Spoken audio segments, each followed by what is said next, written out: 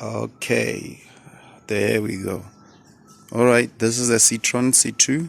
As you can see, this is the car that we'll be working on.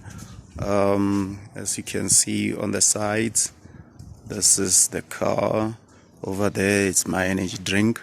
This is the car that we'll be working on. The disc is behind. This is the Citroen, the C2, the bonnet here. Let me just open it so that you can see the engine base. It's dirty, as I said. It has been almost here for more than a month. I don't know, or I did not know what to do with it. This is the engine bay of the car.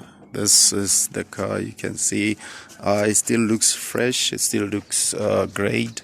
But the thing is, it does not matter if the car looks great. It should drive great.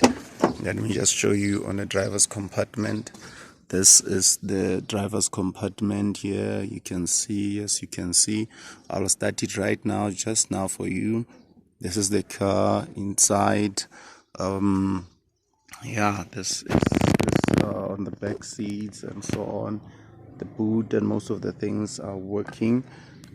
I just don't know what's up with it. The bonnet working, electrical and so on. Yeah, as you can see, I'll start it right now for you.